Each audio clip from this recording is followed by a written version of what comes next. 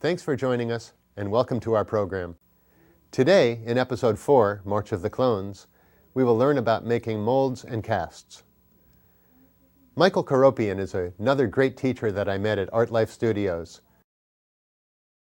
With his knowledge of anatomy, experience with large public installations, and his years making molds at a foundry, his help and guidance have been indispensable to me. Why learn to make your own molds? Well, the materials are pretty expensive, but you'll save a lot of money and time if you learn to do it yourself. So grab a pair of gloves and throw down a drop cloth. Let's take a look at the messy fun in making a silicone rubber mold. Now I'm going to turn it over to one of my children of the night. Ladies and gentlemen, here is my assistant, Chatty Nosferatu, to outline the process for you.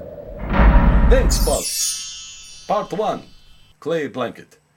Make sure you have everything that is needed on a separate table. We'll need 2 types of clay. Oil-based clay and water-based clay. We need plastic wrap, aluminum shims, and some petroleum jelly thinned with kerosene.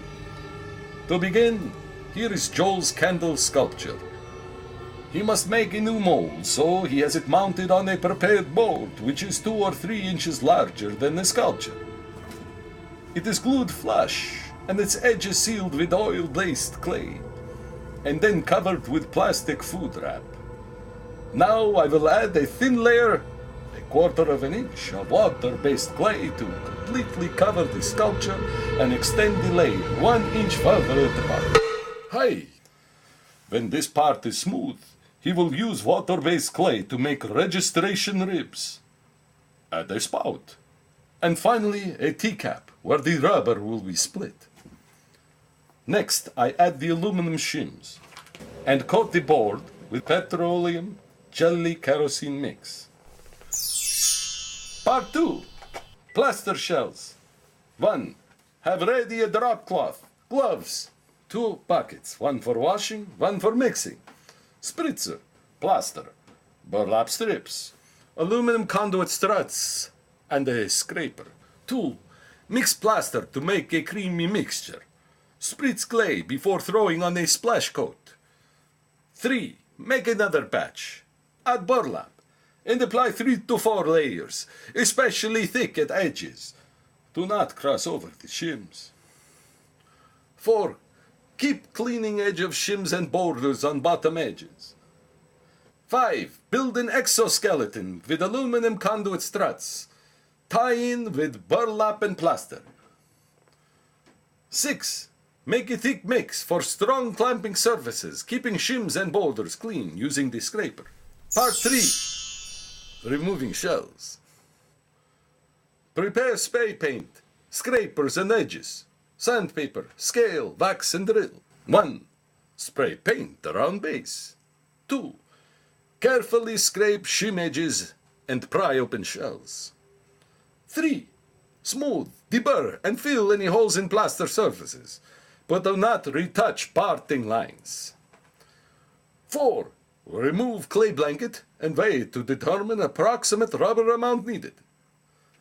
5. Discard plastic wrap and wax piece and board 3 times. 6. Drill vents in shells to release trapped air through rubber spill-off. Wax shells. Hi, Joel, this is hard work. Can I take a break? Yes, this is a good place to take a break.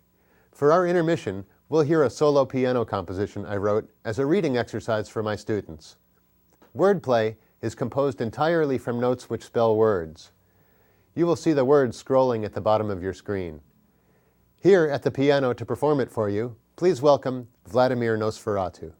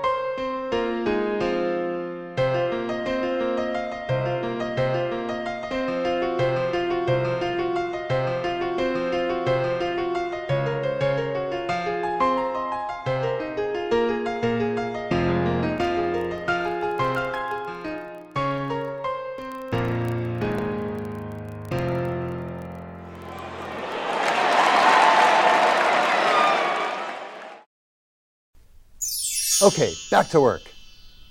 Blah. Part 4. Rubber. 1. Have gloves, clamps, plaster, warm water, salt, a good scale, a drill, mixing propeller, screws and screw gun tip, a brush, an oil-based clay ready. Also a plastic cup to make a spout from. 2. Get rubber. Joel uses Mold Max 30 made by Smooth On. This is not a commercial. Blah. 3. Mix 10 parts to 100 parts by weight with mixer wand. On drill. 4. Paint coat entire surface. 5. Reposition shells at paint marks. Clamp closed. Attach spout. Screw down and wait 2 hours. 6. Throw a blobby salty plaster coat at parting line and base and spout to stop leaks. 7. Mix and pour remaining rubber 10 parts to 100 parts. Tilting board to remove bubbles. 8. Plug vent holes with oil-based clay after they leak. 9. Check rubber level at spout repeatedly. Allow overnight curing. Part 5. Demolding. You will need a screw gun, spatulas, chisels, wedges, and a razor knife. 1. Remove screws, spouts, and plaster seals. 2. Pry open plaster shells with a spatula. 3. Untie plugs. Remove plaster shells. 4. Slice open rubber along a jagged line for registration. Avoid areas of detail. 5. Trim excess rubber at spout, vent holes and seams as needed. Part 6. Mold maintenance. You need Vaseline, vegetable oil, plaster and wax. 1. Apply Vaseline to channels in plaster shells. 2.